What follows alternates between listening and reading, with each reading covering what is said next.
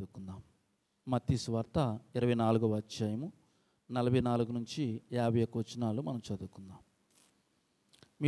మీరు అనుకున్న గడియలో మనిషి కుమారుడు వచ్చును గనుక మీరును సిద్ధముగా ఉండుడి.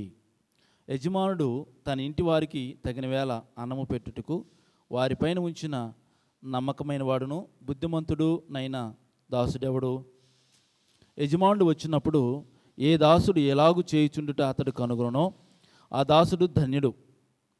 అతడు తన యావదాస్తి మీద వాడినుంచునని మీతో నిశ్చయముగా చెప్పుచున్నాను.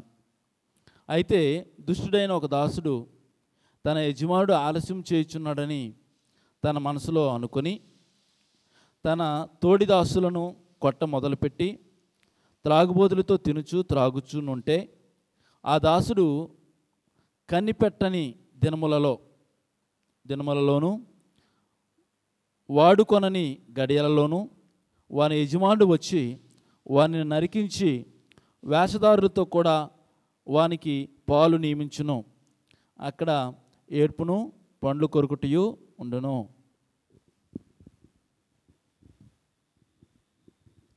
నలభై 4 నుంచి 51 వచనాల్లో యేసుక్రీస్తు ప్రభువారు ఒక ఉపమానాన్ని తెలియజేశాడు. ఏంటి ఉపమానము అనంటే,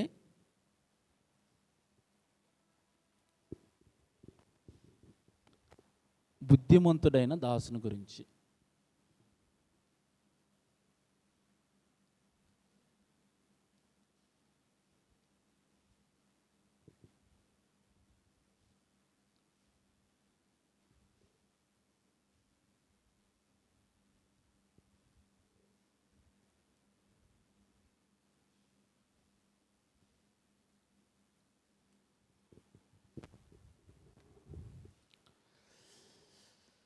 యేసుక్రీస్తు వారు రకరకాల ఉపమానాలు తెలియచేశాడు. అంటే సుమారు ఒక 4 రకాల ఉపమానాలు తెలియజేశారు. దేవుని రాజ్యాన్ని గురించి, తీర్పు గురించి,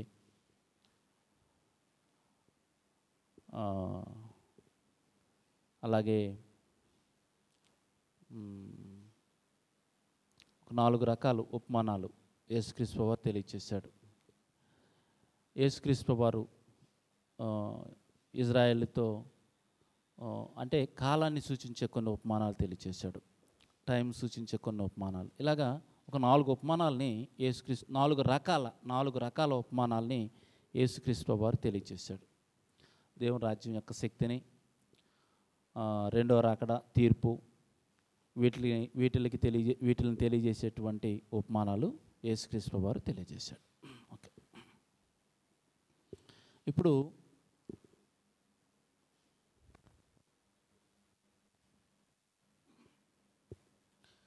రెండో రాకడకు సంబంధించిన ఒక ఉపమానాన్ని మనం చదువుతున్నాం. ఒక విధంగా చెప్పాలంటే బుద్ధిమంతుడైన దాసుని గురించిన ఉపమానం మనం రాసుకున్నాం కదా. బుద్ధిమంతుడు, దుష్టుడైన దాసుడు ఇద్దరికి సంబంధించి ఈ ఉపమానంలో మ్యాటర్ ఉంటుంది. ఇద్దరు దాసులకు సంబంధించినటువంటి విషయాలు ఇందులో ఉంటాయి. ఈ ఉపమానం తెలియజేయడానికి గల ముఖ్య కారణం ఏంటంటే ప్రిపరేషన్, సిద్ధపడి ఉండడానికి సంబంధించినటువంటి ఒక స్థితిని అంటే సిద్ధపడి ఉండడానికి సంబంధించిన స్థితిని తెలియచేయడానికి ఈ ఉపమానాన్ని యేసుక్రీస్తు వారు తెలియజేశాడు. రైట్. యజమానుడు తన ఇంటి వారికి తగిన వేళ అన్నం పెట్టుటకు వారిపైన ఉంచిన నమ్మకమైన వాడును బుద్ధిమంతుడైన దాసుడెవడు? నమ్మకమైన బుద్ధిమంతుడైన దాసుడు.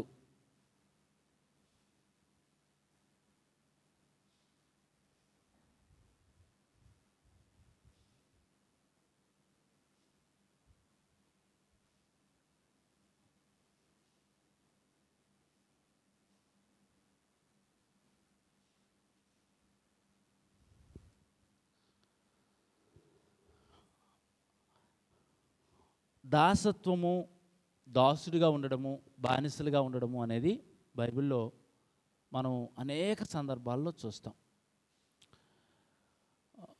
చాలామంది బాకీ ఉండడం వల్ల కొంతమందికి దాసత్వం చేస్తారు. కొంతమంది వాళ్ళు పుట్టుకతోనే కొంతమందికి దాసులుగా సేవ చేసే వాళ్ళుగా ఉండిపోతారు. కొన్ని కుటుంబాలు తరతరాలకు దాసులుగా ఉండిపోతారు. బైబిల్లో కొన్ని రకాల దాసులు ఉన్నారు. కొంతమంది దాసులుగా అమ్మివేయబడతారు.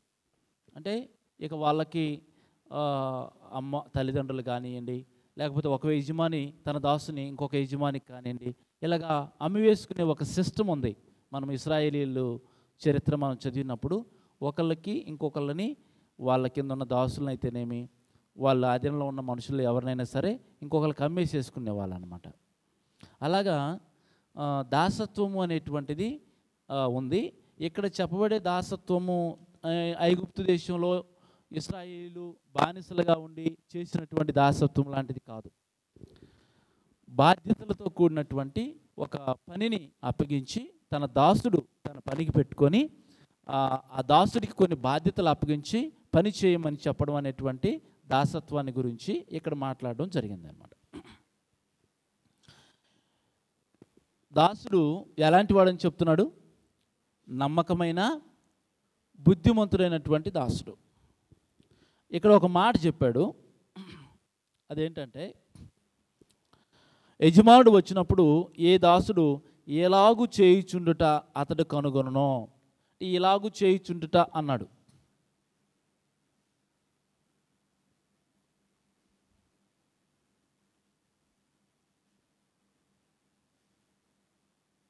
అంటే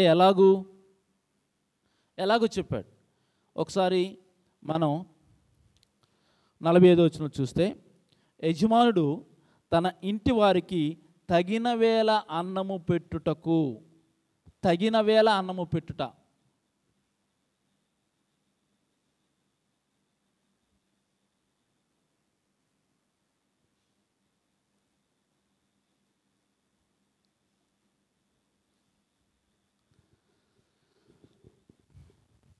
వాస్తవానికి దాసుడికి చాలా పనులు ఉంటాయి.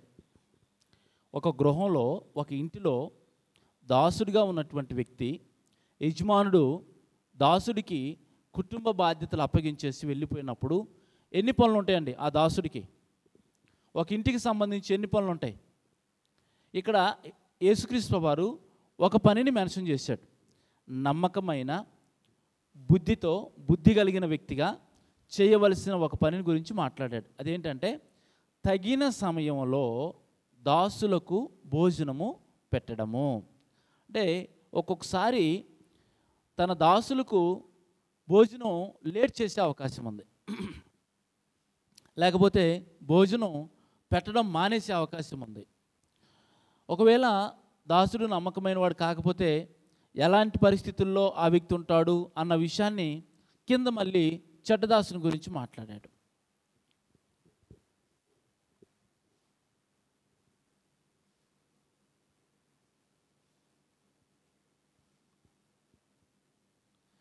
దుష్టుడైన దాసుడు.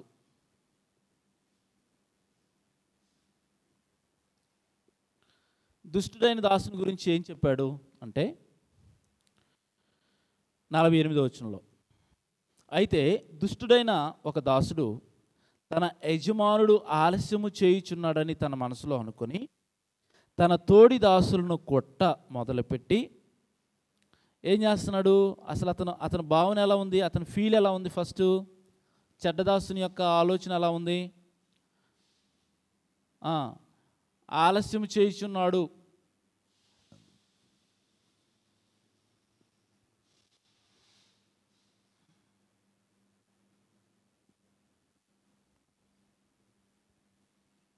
ఆలస్యం చేస్తున్నాడు కాబట్టి మనం ఎలా ఉన్నా పర్లేదు, ఏం చేసినా పర్లేదు, ఏదైనా చేయొచ్చు, ఆయన వచ్చేసరికి ఆలస్యం అయింది, రిలాక్స్ అవ్వచ్చు, లేకపోతే ఇక్కడ మనకు నచ్చినట్లుగా ప్రవర్తించవచ్చు, దాసులను కొట్టొచ్చు, తిట్టొచ్చు, అసలు భోజనమే పెట్టడం మానేసేయచ్చు, అసలు భోజనం సగం సగం పెట్టేయచ్చు అని చెప్పేసి తనకు నచ్చిన విధంగా, తనకిష్టం వచ్చినటువంటి విధంగా ఆ యజమానుడు కింద ఉన్నటువంటి చెడ్డదాసుడు, అంటే ఆ దాసుడు చేసిన చెడ్డ పనిని బట్టి చెడ్డదాసుడు అని పేరు వచ్చింది.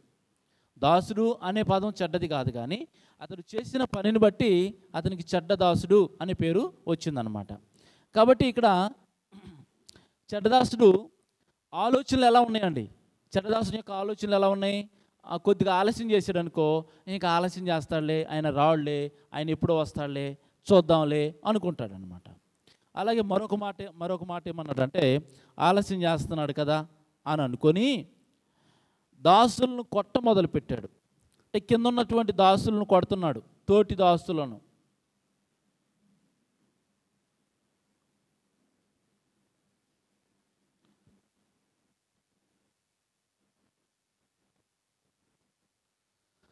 తోటి దాసులను కొడుతున్నాడు. ఎందుకు కొడుతున్నాడు తోటి దాసుల్ని? ఒకవేళ ఈ దాసులందరూ ఉంటే ఈ దాసుల మీద ఈ దాసుని ఒకవేళ ఎక్కువ హోదాలో లేకపోతే వీళ్ళని నడిపించమని చెప్పేసి ఇతనికి బాధ్యతలు అప్పగించి ఉండొచ్చు. అప్పుడు ఇతనికి బాధ్యతలు అప్పగించినప్పుడు ఏం చేశాడు? ఇతను ఈ దాసులను కొడుతున్నాడు. బహుశా ఎందుకు కొడతా ఉండొచ్చు? ఆ భోజనం విషయంలో కావచ్చు, లేకపోతే ఇంకా ఆ కుటుంబానికి సంబంధించినటువంటి వ్యవసాయానికి సంబంధించిన పనులు చేయమని కొడతా ఉండొచ్చు, ఆ గేదెలకు సంబంధించిన పనులు చేయమని కొడతా ఉండొచ్చు, లేకపోతే ఇంకా ఏమేమి పనులు ఉంటాయమ్మా కుటుంబంలో?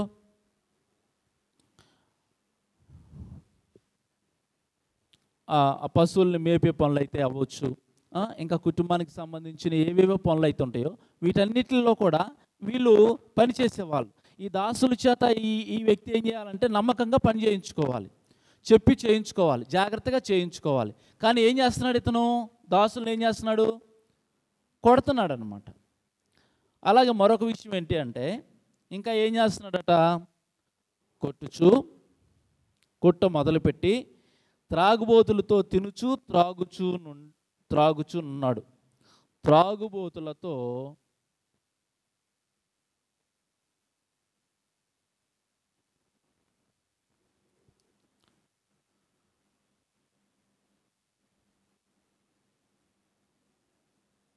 తినుచు త్రాగుచూ ఉన్నాడు.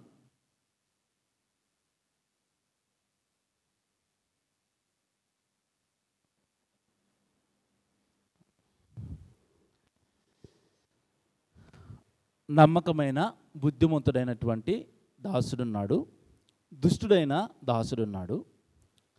నమ్మకమైన బుద్ధిమంతుడైన దాసుడేమో ఒక మాట మెన్షన్ చేశాడు యేసుప్రభువు వారు. ఏంటి అంటే, భోజనం విషయంలో నమ్మకంగా పనిచేస్తున్నాడు అని చెప్పాడు. అప్పుడు ఎన్ని విషయాల్లో నమ్మకంగా ఉండుంటాడు ఈ నమ్మకమైన దాసుడు? పశువుల్ని మేపే విషయంలో నమ్మకంగా ఉండుంటాడు, ఆ కుటుంబానికి సంబంధించిన ఆర్థికపరమైన విషయాలు నమ్మకంగా ఉండుంటాడు, ఆ కుటుంబానికి సంబంధించిన వ్యవసాయానికి సంబంధించిన విషయాల్లో నమ్మకంగా ఉండుంటాడు, ఆ కుటుంబంలో ఒకవేళ యజమాని యొక్క కుటుంబం, పిల్లలు, భార్య వాళ్ళు ఎవరైనా ఉండుంటే వాళ్ళ విషయంలో నమ్మకంగా ఉండుంటాడు. ఉదాహరణకి యోసేపుని పోతీఫర్ ఇంట్లో దేనికి అప్పగించాడు? పోతీఫర్ ఆ ఇంట్లో ఏ బాధ్యతలు అప్పగించాడు? గృహ నిర్వాహకత్వపు బాధ్యతలను అప్పగించాడు. గృహ నిర్వాహకత్వపు బాధ్యతలను అప్పగించినప్పుడు యోసేపు ఏం చేశాడమ్మా? అక్కడ ఆ బాధ్యతలన్నిటినీ నమ్మకంగా నెరవేర్చాడు. అయితే ఆ పోతీఫర్ భార్య యోసేపు విషయంలో పాపం చేయాలని ఆలోచన చేసినప్పుడు యోసేపు ఒక్క మాట అన్నాడు. ఏమన్నాడంటే, నిన్ను తప్ప ఇక్కడ సమస్తాన్ని కూడా నా యజమాని నాకు అప్పగించాడు. ఈ కుటుంబంలో ఉన్నటువంటి సమస్త విషయాల్లో ఏది ఉందో ఏది లేదో ఆయనకి తెలియదు. నిన్ను తప్ప ఇదంతా నాకు అప్పగించేశాడు. కాబట్టి దయచేసి నీవు నా యజమానిని భార్యవు, నా యజమానిని భార్యవు, నా యజమానురాలవు. కాబట్టి ఇలా నువ్వు ఆలోచన చేయొద్దని చెప్పేసి చాలా ప్రయత్నం చేశాడు. ఆమెను వారించాడు, ఆమెను వదిలించుకోవడానికి ప్రయత్నాలు చేశాడు. అయితే ఆమె బలవంతంగా ప్రయత్నం చేసినప్పుడు ఈయన పారిపోయాడు.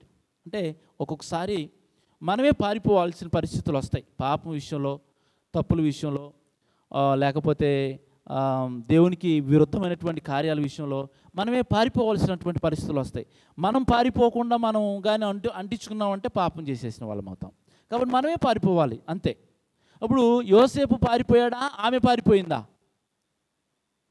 ఎవరు పారిపోయారు? యోసేపే పారిపోయాడు, ఆమె పారిపోలా.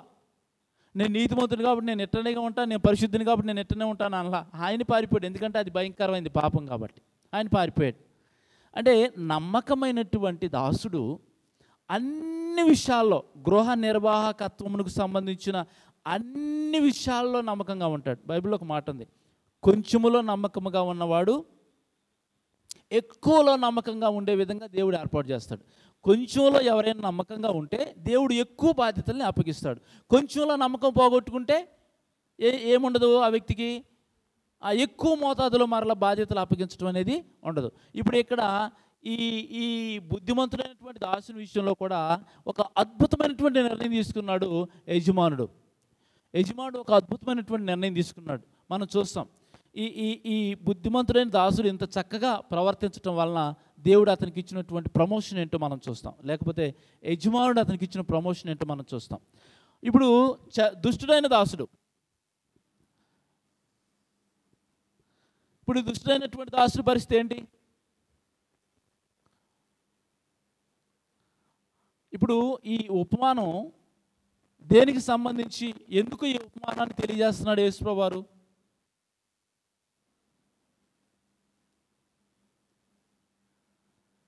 రెండవ రాకడకు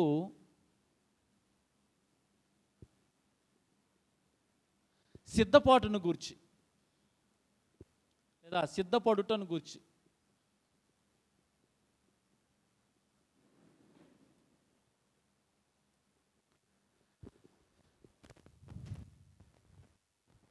ఆ తర్వాత కూడా కొన్ని ఉపమానాలు ఉన్నాయి. 10 మంది కన్యకలకు సంబంధించింది సిద్ధపాటును కూర్చున్న ఉపమానమే. అలాగా మనం ఆలోచిస్తే రెండో రాకడకు ఒక వ్యక్తి సిద్ధపడి ఉండటానికి సంబంధించి యజమానుడు రావడం ఆలస్యమైతే నమ్మకమైన దాసుడు ఎలాగ బ్రతుకుతాడు, చెడ్డ దాసుడు ఎలా బ్రతుకుతాడు? అప్పుడు చెడ్డదాసుడు పరిస్థితి ఏంటో చెప్పాడండి. చెడ్డదాసుడు ఏంటంట, ఆలస్యము చేయుచున్నాడు కదా, ఇంకా రాలేదు కదా, ఇంకా ఎప్పుడో వస్తాడులే, ఇంకా చూద్దాంలే, ఎప్పుడో వస్తాడు కదా, మనం ఎలా ఉన్నా పర్లేదు అనుకుంటాడు చెడ్డదాసుడు. మనం ఏం చేసినా పర్లేదు అనుకుంటాడు, రిలాక్స్ అవుదాం అనుకుంటాడు, ప్రశాంతంగా ఉందాం అనుకుంటాడు, అసలు టెన్షన్ పడాల్సిన పని లేదులే అనుకుంటాడు. ఎందుకు? ఆయన ఫీలింగ్ ఎలా ఉంది ఫీలింగు? ఆయన ఆలస్యం చేస్తున్నాడు కదా, పర్లేదులే, ఇంకా ఏం పర్లేదు, ఇప్పుడు కాదులే, తర్వాత చూద్దాంలే, రేపు కదా, ఎల్లుండి కదా. ఇప్పుడు దానికి ఇప్పుడు ఎగ్జామ్స్ ఉన్నాయి, ఒక నెలలో ఎగ్జామ్స్ ఉన్నాయి, 30 రోజులకు కదా ఎగ్జామ్స్, ఇవాళ రిలాక్స్ అవుదాంలే అని విద్యార్థులు అనుకుంటే ఏమవుతుంది? ఫెయిల్ అవుతారు. అంటే సంవత్సరం ఉంది, ఈ సంవత్సరంలో ఏ రోజు వేస్ట్ కాకూడదు. కనీసం ఆ సంవత్సరంలో ఒకరోజు ఏదో ఒక్క క్వశ్చన్ అన్నా చదువుకుందాం, 2 క్వశ్చన్లన్నా చదువుకుందాం, కష్టపడి చదువుకుందాం, ఒక్కరోజు కూడా వేస్ట్ కాకూడదు అని ఆ సమయాన్ని వినియోగించుకున్న వ్యక్తి ఎగ్జామ్స్లో ఎలా పాస్ అవుతారు? రేపు చూద్దాం, ఎల్లుండి చూద్దాం, ఇప్పుడు పర్లేదు, ఇప్పుడు రిలాక్స్ అవుదాం, ఇప్పుడు పడుకుందాం, ఇప్పుడు కొద్దిగా ఫోన్ చూద్దాం, లేకపోతే కొద్దిగా సినిమా చూద్దాం, లేకపోతే ఇప్పుడు కొంచెం ఫ్రెండ్స్ తోటి తిరిగొద్దాం, కొద్దిగా రిలాక్స్ అవుదాం అనుకొని ఆ సంవత్సరం లేకపోతే 3 నెలలు ఉంది, 5 నెలలు ఉంది కదా, ఇంకా 6 నెలలు ఉంది కదా ఎగ్జామ్, ఇప్పుడేం అంత అవసరం లేదులే, ఇప్పుడు కష్టపడాల్సిన పని ఏం లేదులే అనుకున్న వ్యక్తికి వచ్చే రిజల్ట్ ఎలా ఉంటాయి?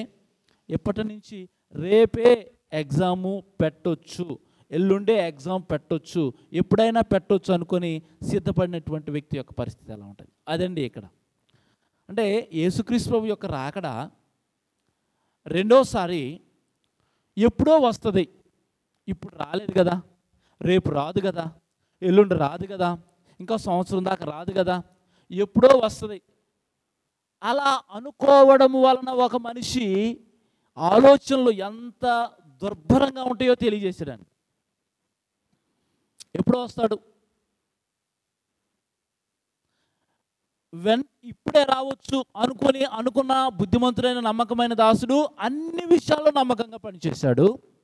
ఇప్పుడే రావచ్చు, ఈ క్షణంలోనే రావచ్చు, ఎప్పటికిప్పుడు వచ్చినా సరే నేను ధైర్యంగా నా లెక్కలన్నీ నేను చక్కగా ఆయనకి అప్పగించగలుగుతాను అని అనుకొని నమ్మకంగా ఉన్నటువంటి దాసుడు చక్కగా పనిచేశాడు. అలాగే ఆయన ఎప్పుడో వస్తాడులే, కొద్దిగా ఆలస్యం చేశాడు కదా, ఇంక ఇప్పుడు రాడులే, ఎప్పుడో వస్తాడులే అనుకున్న వ్యక్తి యొక్క పరిస్థితి ఏం చేస్తున్నాడంటే తోటి దాసుల్ని కొడుతున్నాడు. ఎందుకు కొడుతున్నాడు? తోటి దాసుల్ని ఎందుకు కొడుతున్నాడమ్మా? ఒకవేళ ప్రశ్నించి ఉండొచ్చు, నువ్వెందుకు అలా చేస్తున్నావు, నువ్వు ఆయన వస్తే ఏం సమాధానం చెప్తావు, మరి ఇదిగో ఈ బిల్లులు ఇలా చేసేవేంటి, లేకపోతే ఇదిగో వ్యవసాయం విషయంలో ఎలా చేస్తున్నావేంటి, ఇదిగో కుటుంబం దాని విషయంలో ఎలా మోసం చేస్తున్నావేంటి, బహుశా ప్రశ్నించి ఉండొచ్చు. ఏం చేస్తున్నాడు మరి అప్పుడు దాసుడు? ఈ దాసుడు వచ్చి తోటి దాసులను ఏం చేస్తున్నాడు? కొడుతున్నాడు అనమాట. అంటే అన్యాయంగా ప్రవర్తిస్తున్నాడు, మోసంతో ప్రవర్తిస్తున్నాడు. అలాగే ఇంకా ఏం చేస్తున్నాడు? త్రాగుతున్నాడు, తింటున్నాడు, త్రాగుతున్నాడు, విందులు చేసుకుంటున్నాడు, లేదా వినోదంగా బ్రతుకుతున్నాడు. అప్పుడు ఈయన తింటున్నా త్రాగుతున్నా ఈ ధనమంతా ఎవరిది? ఈ డబ్బులు ఎవరివి? ఈయన ఉపయోగించుకుంటున్న సమయం ఎవరిది? ఈయన వాడుకుంటున్న ఈ స్థలం ఎవరిది? యజమానుడిది. ఈ యజమానుని యొక్క డబ్బు అన్యాయంగా ఖర్చు పెడుతున్నాడు. యజమానుని యొక్క స్థలాన్ని అపవిత్రం చేస్తున్నాడు. యజమానుని యొక్క దాసులతో కలిసి ఏం చేస్తున్నాడు? విందులు వినోదాలు చేసుకుంటూ త్రాగుచు తినుచు తను అప్పగించినటువంటి బాధ్యతను పూర్తిగా ఏం చేశాడు? విస్మరించేశాడు, తృణీకరించేశాడు, వదిలివేసేసాడు. ఇది ఒక విధంగా అంటే ఒక స్టోరీ. నమ్మకమైన దాసుడు, దుష్టుడైన దాసుడు. కొన్ని బాధ్యతలు అప్పగించబడ్డాయి, నమ్మకమైన దాసుడు చక్కగా నిర్వహించాడు. బుద్ధిమంతుడైన దాసుడు ఇలాగా ఆయన ఆలస్యం చేస్తున్నాడు కదా, ఇప్పుడు రాడులే, రేపు ఎల్లుండి వస్తాడులే అని చెప్పేసి ఆయన నిర్లక్ష్యంగా వ్యవహరిస్తూ ఉన్నాడు. ఇది ఉపమానం. ఇందులో మనం ఏమైనా నీతి నేర్చుకోవచ్చమ్మా? నీతి ఏమైనా నేర్చుకోవచ్చా మనం ఇందులో? ఒకవేళ మనం యేసుప్రభువు వారి రాకడ విషయంలో ఎదురు చూస్తున్నాము అని అనుకుంటే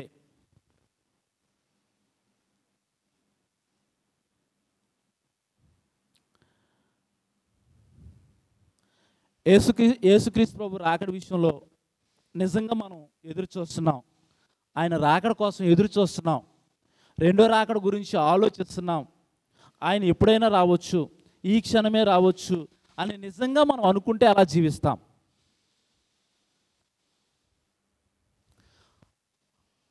ఆయన ఇప్పుడే రావచ్చు అనుకుంటే అలా జీవిస్తాం. అసలు మన పరిస్థితి ఎలా ఉంటుంది నిజంగా? అంటే ప్రాక్టికల్గా ఆలోచించాలి, క్లియర్గా ఆలోచించాలి. ఇప్పుడు ఇంకొక గంటలో యేసుక్రీస్తు ప్రభువారు వస్తాడు అని అంటే మన ప్రవర్తన ఎలా మారిపోద్ది, మన ఆలోచనలు ఎలా మారిపోతాయి, అసలు మన విశ్వాస జీవితం ఎలా మారిపోద్ది. ఇంకొక గంటలో యేసుక్రీస్తు ప్రభువారు వస్తాడంటే ప్రాణాలని తెగించి నీతి వైపు నిలబడతాం, ప్రాణాలని తెగించి నీతి కోసం బ్రతుకుతాం, ప్రాణాలని లెక్క చెయ్యం. ఎందుకంటే ఇంకొక గంటలో యేసుక్రీస్తు ప్రభువారు వస్తున్నాడు కాబట్టి. కొద్దిగా అర్థమవుతుందమ్మా? అర్థమవుతుందా? అలా ఒక గంటలో యేసు ప్రభువారు వస్తాడని అంటే మన ఆలోచనలు ఇక దేన్ని లెక్క చేయవు, యేసుక్రీస్తు ప్రభువారు వైపే నిలబడడానికి ఇష్టపడతాం. యేసు ప్రభువారు ఇప్పుడు రాడు, సంవత్సరం 2 సంవత్సరాలు, అసలు నేను ఈ లోకంలో బ్రతికున్నంత కాలం ఆయన రాడు అని అనుకుంటే ఒక వ్యక్తి అలా బ్రతుకుతాడు. ఎలా బ్రతుకుతాడు అన్నమాట? దేని మీద దృష్టి పెడతాడు? ఒకవేళ యేసుక్రీస్తు ప్రభువారు నేను బ్రతికున్నంత కాలంలో రాడు అని అనుకున్న వ్యక్తి, అలా ఆయన ఆలస్యం చేశాడు అనుకున్న వ్యక్తి, ఆయన ఎప్పుడో వస్తాడులే అనుకున్న వ్యక్తి, ఎంత డిఫరెన్స్ ఉందో చూడండి. యేసుక్రీస్తు వారి విషయంలో ఈరోజు చాలామంది దుష్టుడైన దాసుడు ఆలోచన చేసినట్లుగానే ఆలోచన చేస్తున్నామండి. ఈ క్షణాన యేసుక్రీస్తు వారు రావచ్చు. కాబట్టి నేను అన్ని విషయాల్లో సిద్ధంగా ఉన్నాను. ఒకవేళ ఇన్కమ్ ట్యాక్స్ వాళ్ళు రైట్ చేసి నా ఆస్తి గురించి, నా సంపాదన గురించి, నా నా నా ఖర్చుల గురించి వాళ్ళు అడిగితే నేను అన్ని వివరాలు ఇవ్వడానికి సిద్ధంగా ఉన్నాను. ఎలా సిద్ధంగా ఉన్నానో అలా నా దేవునికి కూడా నా సమస్త విధములైనటువంటి ఆస్తులకు సంబంధించిన వివరాలు, ఖర్చులు అన్నీ కూడా చక్కగా వివరించగలిగేటట్లుగా, నేను చేసింది ఆయనకి వివరించగలిగినట్లుగా నేను సిద్ధంగా ఉన్నాను. నీవు నాకిచ్చిన నా జీవితంలో నువ్వు కొన్ని కోట్ల సెకండ్స్ నువ్వు నాకు ఇచ్చావు. ఈ సెకండ్స్, ఈ గంటలు, ఈ దినములు, ఈ వారములు, ఈ సంవత్సరాలు ఇలా ఎలా ఎలా ఎలా నేను ఉపయోగించుకున్నాను. ఈ సంవత్సరం అంతా ఈ పని చేశాను, ఈ సంవత్సరం అంతా ఈ పని చేశాను, ఈ వారం అంతా ఈ పని చేశాను అని దేవునికి ఆయన ప్రేమతో మనకిచ్చిన ఆ సమయానికి లెక్క చెప్పగల వారమై ఉన్నామా? లెక్క చెప్పడానికి సిద్ధంగా ఉన్నామా? అసలు ఈ రోజంతా నేను ఏం చేశాను? ఈరోజు నేను ఇది చేశాను, ఈ పని చేశాను, ఈ గంట ఈ పని చేశాను, ఉదయం 6 గంటల నుంచి 7 గంటలకి ఈ పని చేశాను, 7 గంటల నుంచి 8 గంటల వరకు ఈ పని చేశాను, 8 గంటల నుంచి 9 గంటల వరకు ఈ పని చేశాను. 1 అవర్ ఎంత విలువైంది? ఒక్క గంట ఎంత విలువైందమ్మా? ఒక 1000 రూపాయలు ఇస్తే వస్తుందా ఒక గంట? ఏడిది కంప్యూటరా ఉపయోగించుకోవడానికి వచ్చేది, లేకపోతే సైకిలా? చిన్నప్పుడు సైకిల్ అద్దెకిచ్చేవాళ్ళు. గంటన్నర 10 రూపాయలు ఏమి ఇస్తే గంటన్నర దొక్కోమనేవాళ్ళు. గంటన్నర దొక్కంగానే మళ్ళీ ఎక్కడున్నా సరే సైకిల్ వచ్చేసేయాల. గంటన్నరకి ఒక 2 నిమిషాలు ముందు సైకిల్ తీసుకొచ్చి అక్కడ పెట్టేసేయాల. గంటన్నరకి 2 నిమిషాలు సైకిల్ దాటిందా అంటే మిగతా గంటన్నర మళ్ళీ వాడు ఫైన్ వేసేస్తాడు. ఇక నువ్వు తొక్కుంటావో తీసుకొచ్చి అక్కడ పెడతావో మాకు సంబంధం లేదు, నువ్వు మాత్రం ఏం చేయాలి? ఆ గంటన్నరకు మళ్ళీ 10 రూపాయలు ఇవ్వాల్సిందే. ఇది అలాగా రెంటెడ్ టైమా? కాదన్న. అంటే ఈరోజు ఒక్క గంట మనం ఎంత సింపుల్గా తీసుకొని రిలాక్స్ అయిపోయి పాపం చేసే పరిస్థితుల్లోనికి వెళ్ళిపోతున్నామో, దారుణమైనటువంటి పరిస్థితి. ఒకసారి ఆలోచించండి, మనం పాపం చేయడానికి గంట అవసరమా? మనం పాపం చేయడానికి రోజు కావాలా? ఒక రోజు అంతా కావాలా? మనం పాపం చేయడానికి ఒక సంవత్సరం కావాలా? మనం పాపం చేయడానికి గంట కావాలమ్మా? ఒక్క నిమిషం చాలమ్మా. మనం ఒక తప్పు చేయడానికి, చెయ్యెత్తి కొట్టడానికి 1 సెకండ్ చాలు. ఒక మాట మాట్లాడడానికి 1 సెకండ్ చాలు. ఒక నిర్ణయం చెడ్డగా ఆలోచించడానికి 1 సెకండ్ చాలు పాపం చేయటానికి. దీన్ని బట్టి ఆలోచించండి. దుష్టుడైన దాసుడిలాగా సమయాన్ని రిలాక్సేషన్గా ఉపయోగించుకుందామా? ప్రతి క్షణం నమ్మకంగా బ్రతకడానికి వినియోగించుకుందామా? ఎలాగ మనం వినియోగించుకుంటే యేసుక్రీస్తు వారు వచ్చినప్పుడు మనకు దేవుడు ఇచ్చినటువంటి అన్ని విషయాల్లో, ఒక డబ్బు విషయంలోనే కాదు, సమయం విషయంలోనే కాదు, ఆరోగ్య విషయంలోనే కాదు, ఈ శరీరం విషయంలోనే కాదు, మనకిచ్చిన ఇల్లు విషయంలోనే కాదు, కుటుంబం విషయంలోనే కాదు, అన్ని విషయాల్లో యేసుక్రీస్తు వారు లెక్క అడుగుతాడు. మరి ఎన్ని విషయాల్లో మనం లెక్కలన్నీ సిద్ధంగా చెప్పడానికి, నా బిడ్డలను నేను చక్కగా పెంచాను అన్న విషయంలో లెక్క చెప్పడానికి సిద్ధంగా ఉన్నామా? నువ్వు నాకు ఇచ్చిన ప్రతి ఆస్తిలో నీ చిత్తానుసారంగా నేను దాన్ని ఉపయోగించాను అని చెప్పడానికి సిద్ధంగా ఉన్నామా? నీవిచ్చిన నాకు సమయాన్ని అనుక్షణం నాకు అవసరమైన జీవనోపాధి కొరకు వినియోగించుకొని మిగతా సమయం నీ కుమారుడు కుమార్తెగా బ్రతకడానికి ప్రతి క్షణం నేను ఆలోచించి బ్రతికాను అని చెప్పడానికి సిద్ధంగా ఉన్నామా? నీవు నాకు ఇచ్చిన ఈ ఊపిరి, ఈ ప్రాణం నీ కోసమే కొట్టుకుంటూ బ్రతికింది ఈ భూమి మీద. లోక సంబంధమైన వ్యామోహాల కోసం కాదు, లోక సంబంధమైన ఆనందం కోసం కాదు, లోక సంబంధమైన సంతోషం కోసం కాదు, లోక సంబంధమైన హ్యాపీనెస్ కోసం కాదు, నీ కోసం కొట్టుకుంటూ బ్రతికింది ఈ గుండె అని చెప్పడానికి మనం సిద్ధంగా ఉన్నామా? ఏ వ్యామోహంతో, ఏ ఆనందంతో, ఏ సంతోషంతో మనం ఉదయాన్నే లేవంగానే దేని కొరకు మనం ఆలోచిస్తూ బ్రతుకుతున్నామో అదే మనం. ప్రియ సహోదరి సహోదరుడా, ప్రతి ఉదయం మన అపలాచన దేని మీద ఉంది?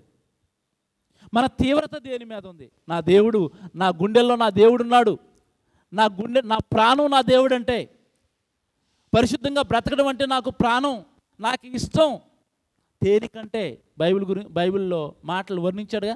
ఎలాంటిదంట వాక్యం ఎలాంటిదంట? జుంటె తేనె దారల కంటే. నిజమా? అది నిజమైనదా? ఒకవేళ జుంటె తేనె దారలు మన ముందుకు వస్తే జుంటె తేనె దారలకి ప్రాముఖ్యతనిస్తామా? దేవుని వాక్యానికి ప్రాముఖ్యతనిస్తామా? దేనికి ప్రాముఖ్యతనిస్తాం? జుంటె తేనె దారాలకు ప్రాముఖ్యతనిస్తాం. అవి చూడంగానే, ఆ జుంటె తేనెని చూడంగానే మనం వెంటనే తాగేయాలని మన మనసు తాతాలాడుతూ ఉంటుంది. కానీ దేవుని వాక్యం వినేదానికి దానికంటే ఎక్కువగా తాతాలాడే పరిస్థితి ఉందా? లేదు. అందుకే మంచి దాసుడు, చెడ్డదాసుడు ఇద్దరి గురించి చెప్పాడు. ఈ నమ్మకంగా బ్రతికినటువంటి దాసునికి దేవుడిచ్చిన ప్రమోషన్ ఏందో తెలుసండి? ఏంటో తెలుసా?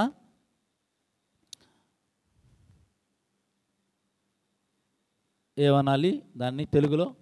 ప్రమోషన్ ఏమంటారమ్మా?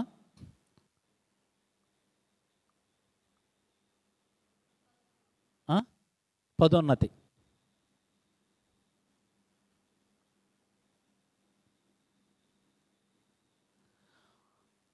తన యావదాస్తి మీద, యజమానుని యావదాస్తి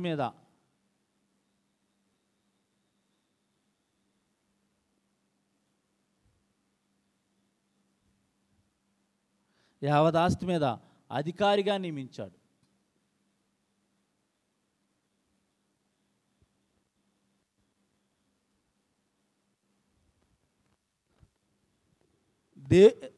యజమానుడు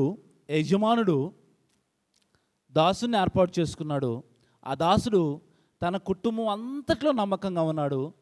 ఉదాహరణకి యోసేపు లాగా ఒక మంచి గృహ నిర్వాహకుడిగా పనిచేశాడు. అప్పుడు ఆ యజమానుడు ఏం చేశాడంటే తన యావదాస్తి మీద అధికారినిగా నియమించాడు. ఒక చెడ్డదాసుడు, అలాగే ఇంకొక దాసుడు ఉన్నాడు. ఆయన కూడా యజమానుడు తన పనులన్నిటి తన కుటుంబం అంతటి మీద గృహ నిర్వాహకుడిగా లేదా దాసుడిగా ఏర్పాటు చేసుకున్నాడు. అతను ఏం చేశాడు అని అంటే, దాసుడు వేరే పని మీద ఊరు వెళ్ళిపోయాడు. అతను వచ్చేసరికి ఏం చేశాడు అని అంటే, అతను రావడం ఆలస్యం అవుతుంది కదా. ఒక్కొక్కసారి చూస్తూ ఉంటాం మనం కూడా పని చేసేటప్పుడు యజమానులు ఎవరైనా లేరనుకోండి, మనం నిదానంగా పనిచేస్తాం. యజమానులు వచ్చేస్తున్నారు, అదిగో వచ్చేస్తున్నారని కనపడ్డారనుకోండి, ఫాస్ట్ చేసేస్తాం. ఎందుకని? చేపించే పని వాళ్ళు వస్తున్నారు కదా. ఇప్పుడు పని వాళ్ళు చేయించే వాళ్ళు ఎవరు లేరనుకోండి, ఎలా చేస్తారా అంటే పని? అయిపోతాండి. చేపించే పని వాళ్ళు లేరనుకోండి, అప్పుడు వాళ్ళు పని ఎలా చేస్తారు? నిదానంగా చేస్తారు. అది ఒకవేళ వస్తున్నారని తెలవంగానే ఏం చేస్తారు? ఫాస్ట్ చేస్తారు. అంటే ఏం చేస్తున్నారు వాళ్ళు? ఏం చేస్తున్నారమ్మా? వేషధారణ కనపరుస్తున్నారు. అందుకేమంటున్నాడంటే, ఆలస్యము చేయుచున్నారు అని అనుకొని ఫీల్ అయిపోయి ఏం చేస్తున్నాడు అంటే, అంటే దాసుడు ఆలస్యం చేయుచున్నాడు కాదు, యజమానుడు ఆలస్యం చేయుచున్నాడు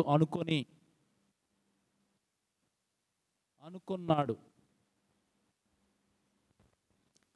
యజమానుడు ఆలస్యం చేయుచున్నాడు అనుకొని దాసులను కొట్టడం ప్రారంభించాడు. అంటే ఆ వ్యవస్థ అంతటినీ కూడా అస్తవ్యస్తం చేసి పడేసేసాడు. అంటే పాడు చేసి పడేసేసాడు. ఆ భోజనాల విషయాలను పాడు చేసి పడేసేసాడు. ఆ వ్యవసాయ సంబంధమైన విషయాలను పాడు చేసి పడేసేసాడు. ఆ పశువుల్ని కాసే విషయంలో పాడు చేసి పడేసేసాడు. అంతా అస్తవ్యస్తం చేసి పడేసేసాడు. అలాగే అంటే నీతి మనం ఆలోచిస్తే మన లైఫ్ అండేది అంతే. దేవుడు మన లైఫ్ మీద మనకి అథారిటీ ఇచ్చాడు. ఆ జీవితాన్ని మనం అస్తవ్యస్తం చేసుకుంటున్నాం. ఆ లైఫ్ని ఒక నీతికి నిలబెట్టలేకపోతా ఉన్నాం, ఆ లైఫ్ని ఒక క్రమానికి నిలబెట్టలేకపోతా ఉన్నాం, ఆ లైఫ్ని ఒక మంచి అలవాట్లకు నిలబెట్టలేకపోతా ఉన్నాం. మన మనసుని చెడ్డవాటికి అర్పించి, మన శరీరాన్ని చెడ్డవాటికి అర్పించి, మన మన ఆర్థిక స్థితులను చెడ్డవాటికి అర్పించి, మన సమయాన్ని చెడ్డవాటికి అర్పించి మనము అస్తవ్యస్తమైపోయి మన జీవితాన్ని గందరగోళంలో పడేసుకుంటున్నాం. అందుకు చెడ్డదాసుని గురించి చెప్పాడు. ఈరోజు మనం ఒకవేళ చెడ్డదాసులం అయితే మనం కూడా అదే పని చేస్తున్నాం, లేదా మనం ఈ పని చేస్తున్నాము అంటే మనం చెడ్డదాసులమని అర్థం. దేవుడు మనకిచ్చిన ఆర్థికపరమైన స్థితిని మనకిష్టమైన సంతోషాలకి, ఆనందాలకి మాత్రమే వినియోగించుకునే వాళ్ళమైనట్లయితే చెడ్డదాసులం. దేవుడు మనకిచ్చిన సమయాన్ని మన ఆనందానికి, మన సంతోషాలకి వాడుకొని దేవుని గురించి అసలు మర్చిపోయిన వాళ్ళమైతే చెడ్డదాసులం.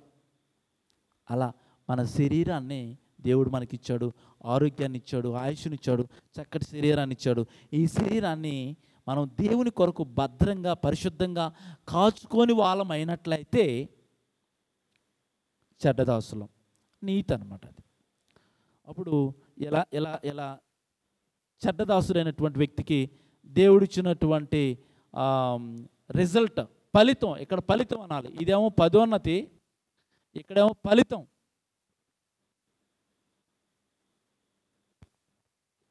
ఫలితం ఏంటి అంటే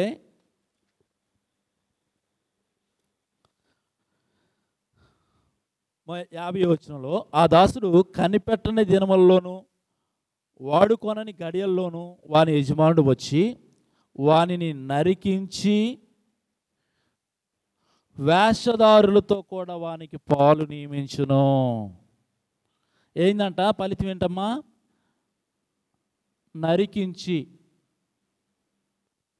నరికిస్తాడు. ఇంకా ఏంటంట? వేషధారులతో పాలు నియమిస్తాడు.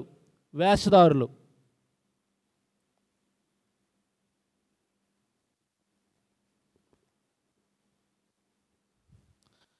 ఇంకొక మాట ఏమన్నాడు? మూడో విషయం, అగ్నిగుండంలో వేస్తాడు. అక్కడ ఏడుపును పండ్లు కొరుకుట ఉంటుంది. వేషధారులతో వానికి పాలు నియమించును. అక్కడ ఏముంటుందట? ఏడుపును పండ్లు కొరుకుటయు ఉండును. ఇది చెడ్డదాసుడు. అంటే జీవితం అద్దంలా కనిపిస్తుంది మనం చూడగలిగితే. చూసే మనసు మనకుంటే స్పష్టంగా కనిపిస్తుంది.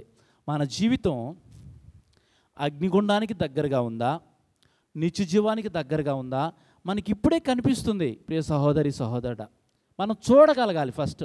ఇప్పుడు మనం అద్దంలో కరెక్ట్గా చూస్తే కదా మనం మచ్చలు కనపడతాయి, ఫేస్ మీద మచ్చలు. అద్దంలో కరెక్ట్గా చూడకపోతే మచ్చలు కనిపిస్తాయా?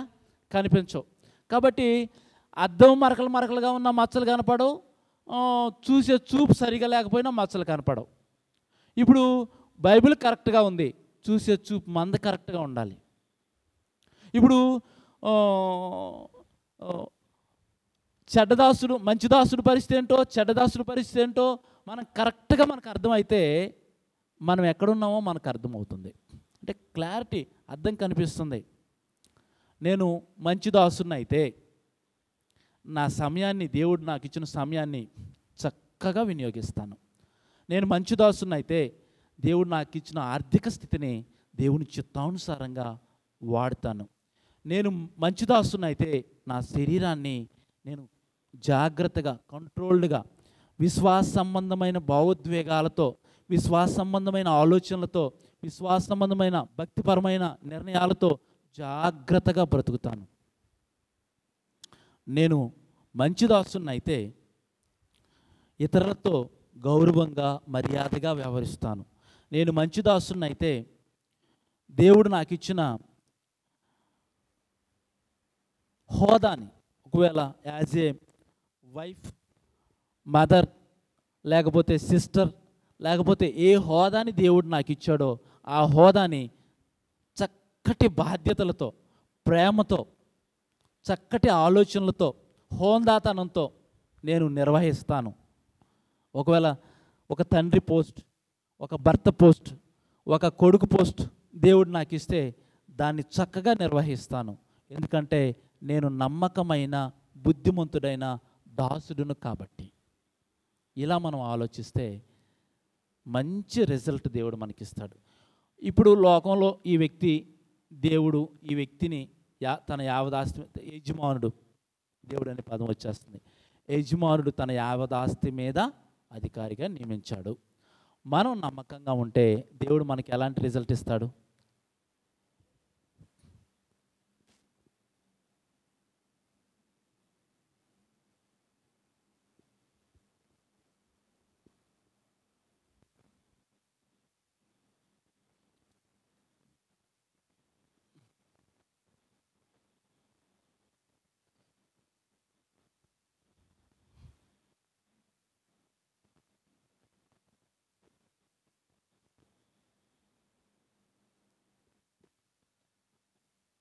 నమ్మకంగా ఉంటే.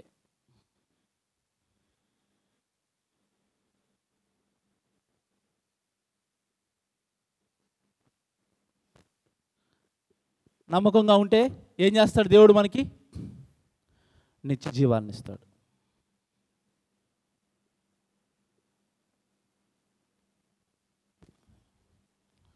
ఒకవేళ మనం నమ్మకంగా లేకపోతే నరకంలోనికి దేవుడు ఇక్కడ రాయలేదా? నరకం,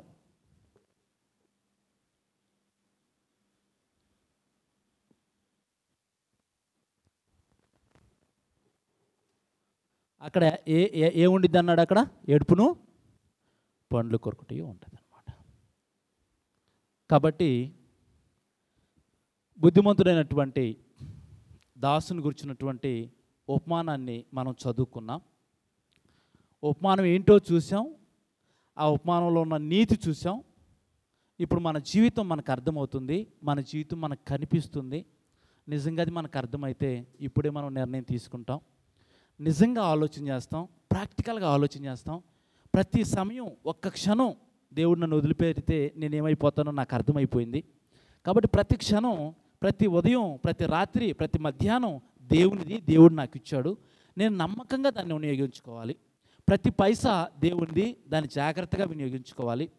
ప్రతి అవయవము దేవునిది, వాటిని జాగ్రత్తగా వాడాలి. అసలు నా నా నా నా జీవితము దేవునిది, నా జీవితాన్ని నేను జాగ్రత్తగా ఉంచుకోవాలి. నా జీవితం ఎలా ఉందో ఇప్పుడు నాకు కనపడింది కాబట్టి దాన్ని చిన్న చిన్నగా నమ్మకమైన దాసుని స్థితిలోనికి నడిపించుకోవడానికి నేను కృషి చేస్తాను అని ఆలోచన చేసుకొని ముందుకు నడిపించుకోవడానికి మనం ప్రయత్నం చేస్తే మేలు పొందిన వాళ్ళం అవుతాం. ఒకవేళ మనం అలా ఆలోచించకుండా కాలక్షేపణగా మన జీవితాన్ని శరీర సంబంధమైన ఆలోచనలకు, శరీర సంబంధమైన సంతోషాలకి, శరీర సంబంధమైన ప్రయత్నాలకు మాత్రమే వాడేసే వాళ్ళమైనట్లయితే మనము ఖచ్చితంగా నిత్య నరకానికి సిద్ధంగా ఉన్నాము అని అర్థం. ఇలా ఉంటే రెండో రాకడికి సిద్ధపడ్డాం. ఎలా ఉంటే నమ్మకమైన దాసుడిగా పనిచేసే వాళ్ళమైనట్లయితే రెండో రాకడికి సిద్ధపడుతున్నాం. ఒకవేళ మనం చెడ్డదాసుడిగా, దుష్టుడైన దాసుడిగా మన జీవితాన్ని జీవించే వాళ్ళమైనట్లయితే నిత్య నరకానికి సిద్ధపడుతున్నాం. ఈ మాటలు శ్రద్ధగా, ఆసక్తితో మీరు అందరూ కూడా విన్నందుకు, చక్కగా మరి ఆలకించినందుకు మిమ్మల్ని హెచ్చరిస్తూ నేను హెచ్చరించుకుంటూ ఈ మాటలు ముగిస్తున్నాను. మీ అందరికీ వందనాలు తెలియజేస్తున్నాను. ప్రార్థన చేసుకొని ఇక